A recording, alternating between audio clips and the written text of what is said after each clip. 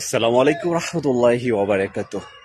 সম্মানিত দিনী ভাই বোনেরা, ইসলামের দিনের মাঝে মন গড়া বানোয়াট কথা বলার কোনো সুযোগ নেই। যে কথা কোরআন হাদিস দ্বারা প্রমাণিত না, সে কথা কাউকে বলার কোনো সুযোগ নেই। আমরা ফেসবুক সামাজিক যোগাযোগ মাধ্যমে দেখি যে অনেকে অনেক মন গড়া কথা বলে, অনেক আমল আছে যে কথাগুলো বলে যে আমল করলে অনেক নেকি হবে, কত লক্ষ গুণ সওয়াব হবে, কোটি গুণ সওয়াব হবে। এগুলো মানুষের তৈরি বানোয়াট কথা। হয়তো আমরা না বুঝে, হয়তো আমরা ইসলামের দিনের জ্ঞান না থাকার জন্য এটাকে সত্য মনে করি, এটাকে আবেগ দিয়ে ভাবি, কিন্তু না, দিনের ভিতরে কোনো কিছু তৈরি করার কোনো সুযোগ নেই, কোনো কিছু বলার কোনো সুযোগ নেই। রাসূল সাল্লাল্লাহু আলাইহি ওয়াসাল্লাম বলেছেন, যদি কেউ আমার নামে মিথ্যা বানোয়াট কথা বলে, বাড়িয়ে কোনো কিছু বলে, তাহলে তার অবস্থান হবে জাহান্নামে।